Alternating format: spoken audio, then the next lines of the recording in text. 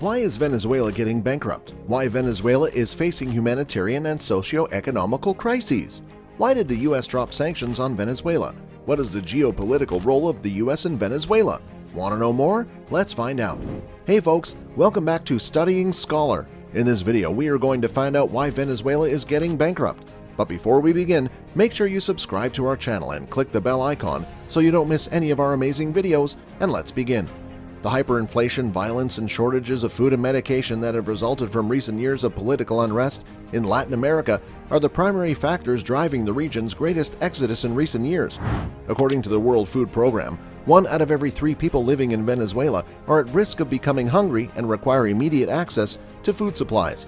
Diseases that were thought to have been eradicated, such as cholera and malaria, are making a comeback, and a growing number of youngsters are passing away from reasons related to starvation and malnutrition. The pandemic caused by COVID-19 has made the country's already dire humanitarian and economic situations much worse. Schools have been forced to close their doors, while hospitals are having trouble finding staff and maintaining supplies due to the border closures with neighboring nations. Migrants from Venezuela who were forced to return home after the pandemic caused them to lose their employment overseas and find themselves unable to find work in their own country are struggling financially. Riots have broken out as a result of shortages of fuel, electricity, and clean water.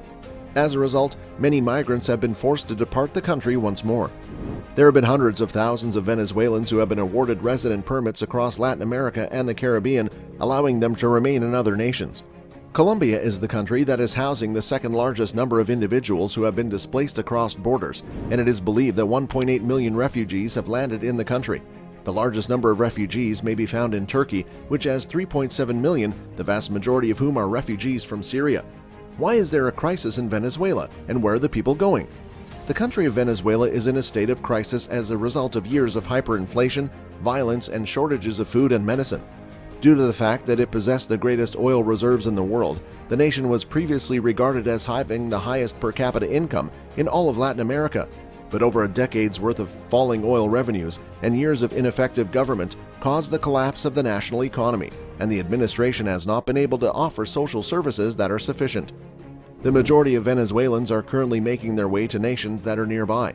The majority of the 5.4 million people who have fled Venezuela have settled elsewhere in Latin America and the Caribbean since leaving the country.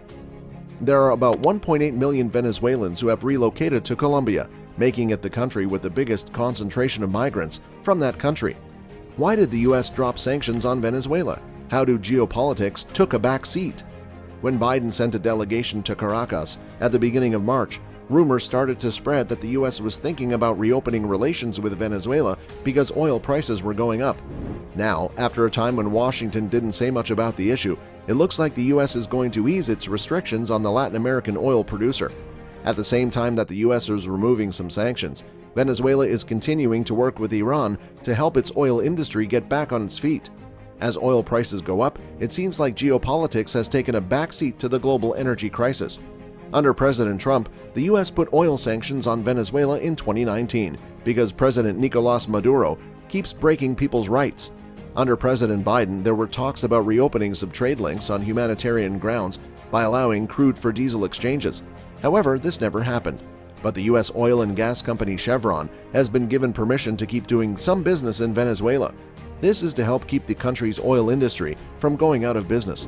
In the past few months, there has been a lot of talk about whether or not Biden would loosen restrictions on Venezuela in response to a lack of crude oil around the world and a sharp rise in oil prices. Several commentators have pointed out the risks of such a move. In May, the White House said that it was going to talk with Maduro about rethinking its restrictions on oil from Venezuela. Biden will now let Chevron Corp negotiate its oil license with Petróleos de Venezuela, which is owned by the government. This will ease some sanctions on the oil-rich state, even though the Maduro government will not be able to drill for more oil or get more money from it. The move comes after U.S. officials and Maduro met in March to talk about what to do next. Rumors about the change in policy were confirmed by a tweet from Venezuelan Vice President Delcy Rodriguez. Venezuela hopes that these decisions by the U.S. will pave the way for the complete lifting of the illegal sanctions that hurt all of our people. But Biden's actions have been quickly criticized by the Republicans who are against him. Senator John Barrasso, the top Republican on the Senate Energy and Natural Resources Committee, is very against easing sanctions on Venezuela. He says, Our experience buying energy from Russia should have taught President Joe Biden that buying energy from tyrants is a risky business. The White House seems to have responded to a request from Maduro's political opponents to ease sanctions, even though the requests came from Maduro, according to the opposition. The Biden administration sincerely hopes that dangling oil industry allowances in front of the president will encourage him to make more political concessions to the opposition. This would put Venezuela on track for free and fair presidential races in 2024. Even though there are still sanctions in place, Venezuela has been trading oil products with Iran, which is sanctioned by the U.S. in recent months. China has also bought more oil from Venezuela. Iran has been sending oil products to Venezuela through ship-to-ship transfers and other secret ways. Venezuela has about 303 billion barrels of proven oil reserves, but its crude oil is very thick and needs condensate to thin it out. Unfortunately, condensate has been hard to come by. Iran has also sent gasoline and machinery to Venezuela to help fix the PDVSA refineries, which are in bad shape. This month, the National Iranian Oil Engineering and Construction Company, which is owned by the government, signed a $116 million contract to fix up the 146,000 BPD El Palito refinery so that it can start making oil again. This adds to the deal that Iran and Venezuela made in 2021 to trade Iranian condensate for Venezuelan heavy crude. More than 200,000 barrels of Iranian crude oil were sent to the 310,000 BPD Carden refinery in Venezuela in April. Also, 400,000 barrels of oil from Iran were put on the Dino 1 carrier, which was headed to the Jose port.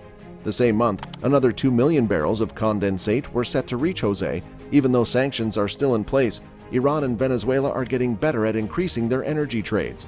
The new deal comes after the oil minister of Iran and the president of Venezuela met in Caracas earlier this month.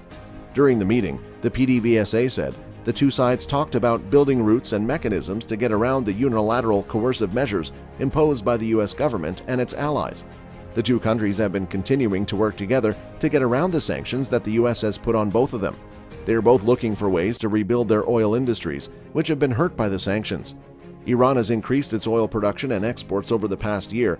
This is because more countries are willing to buy Iranian oil now that a nuclear deal is looking more likely. After the U.S. left the JCPOA, President Trump put sanctions back on Iran. As a result, the country's crude exports dropped by a lot. But when President Biden started talking again about a new nuclear deal last year, Iran's oil production went up, reaching an average of 2.4 million BPD in 2021 and around 3.8 million BPD this year. As the U.S. loosens some of its sanctions on Venezuela, it shows that the oil industry in that country has more potential.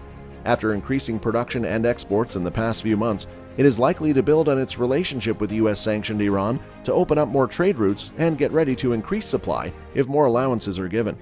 Are these loose sanctions really working on Venezuela? Is Venezuela really progressing? And that brings us to the end of the video. Feel free to let us know what you think about this video. And if you like this video, then please leave a like and subscribe to our channel for all things. Thanks for watching, and we'll see you in the next one.